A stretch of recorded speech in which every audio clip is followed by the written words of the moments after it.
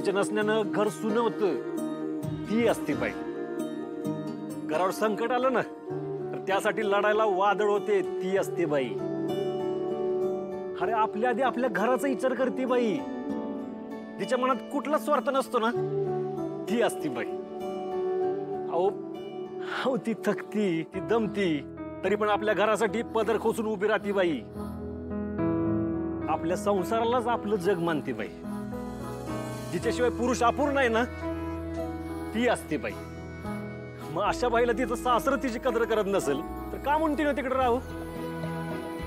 अरे तिला मुली झाल्या म्हणून साक्षात लक्ष्मीच्या जीवावर तुम्ही उठत असेल तर का म्हणून तिनं त्रास सहन करावा? आणि माझ्यावर एवढी पण वाईट वेळ आलेली नाही की माझ्या बहिणीला त्रास होत असताना पण मी तिला असं एकटीला नरकात सोडून येईन. आणि तीच काय, गावातली तिच्या जागी कुठली पण पोरगी असती ना तरी पण मी हेच केलं असतं. अरे पण हे सगळं खरं आहे, पण संसार मोडलेल्या पोरीला असं वाजत गाजत आणायचं खरं आहे का? काय चुकीचं आहे?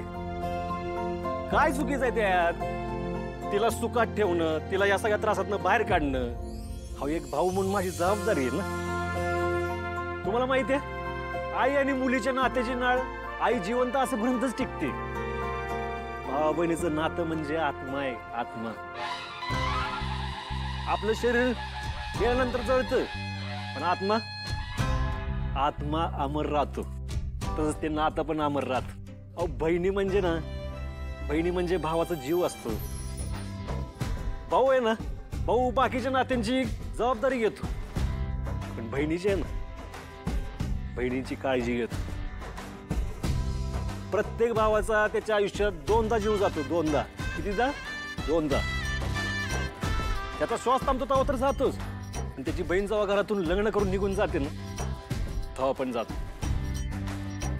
मला सांगा, आपला श्वास आपण ज्यांच्या हवाली केलाय ते घर जर तिची काळजी व्यवस्थित घेत नसेल तर एका भावानं काय करायचं? काय करायचं?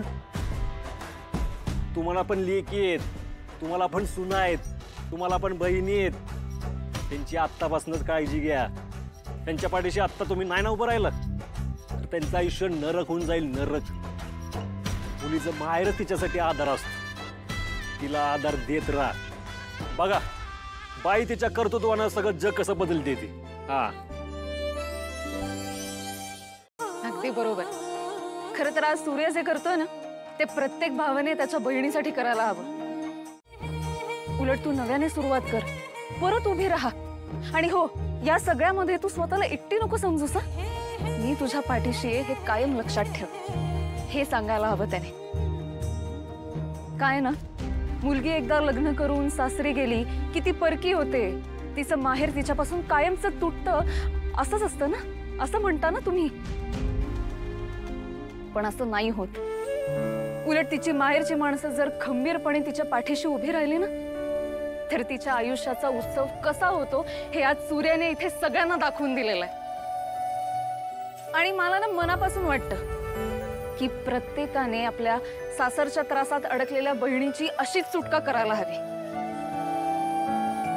प्रत्येक बहिणीला सूर्यासारखा भाऊ लाभायला हवा. मग बघा, तिच्यावर तिचा जीव जायची वेळ कधीच येणार नाही. सासरचा छळ सहन करण्याची वेळ कधीच येणार नाही. तिचं आयुष्य कायम सुखात जाईल याची खात्री आहे मला. आणि गेलंच पाहिजे, गेलंच पाहिजे. तर जगातल्या प्रत्येक बाईला, प्रत्येक बहिणीला सुखानं जगण्याचा अधिकार आहे. आणि मला 4 बहिणी आहेत ना, मला तर अभिमान आहे. आणि त्यांच्या पाठीशी खंबीरपणे उभे राहणं हे कर्तव्य आहे माझं. आणि म्हणून तर मी माझ्या बहिणीला असं वाजत गाजत माहेरी घेऊन येतोय. तिनं मुलींना जन्म दिला, त्याच्यात काय चूक आहे तिची? तिला वाईट माणसं मिळाली, त्यात काय चूक आहे तिची? ती बाई आहे, त्यात काय चूक आहे तिची? मग तिची काय चूक नसताना का म्हणून तिनं हे सगळं भोगावं? का म्हणून त्रास सहन करत जगावं तिनं? तिला सन्मानानं जगता यावं ना, म्हणूनच मी हे सगळं करतोय.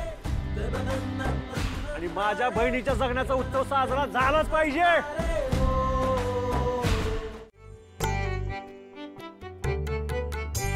दादा, आता या 5 गल्ल्यांच्या बाजूला ना 2 छोटे गल्ले पण आणावे लागतील हा. आणि आपण त्याच्यात पण आता पैसे साठवूयात आणि लहान लहान चिमण्या मोठ्या झाल्या ना की त्याच्यासाठी भरपूर गिफ्ट आणूयात हा. तर पैसे पण लय साठतील.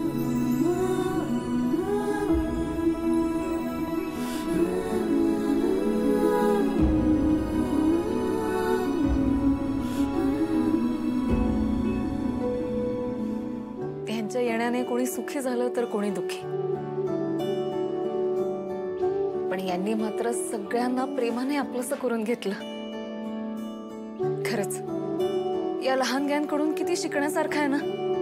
कोणी यांचा कितीही दुस्वास केला तरी यांचे किलकिले डोळे मात्र सगळ्यांकडे प्रेमानेच बघतात.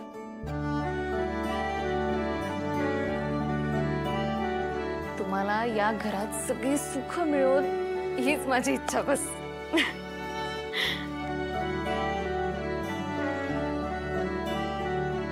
तेजू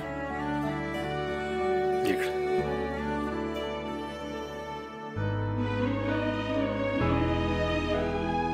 आत्या, आपली तेजू आणि तुझ्या नाते बघ कसल्या गोड दिसतात.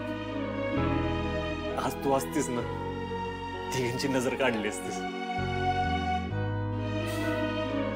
पण हरकत नाही, मला माहितीये तू जिथं कुठं असशील ना तिथनं आशीर्वादच देत असशील.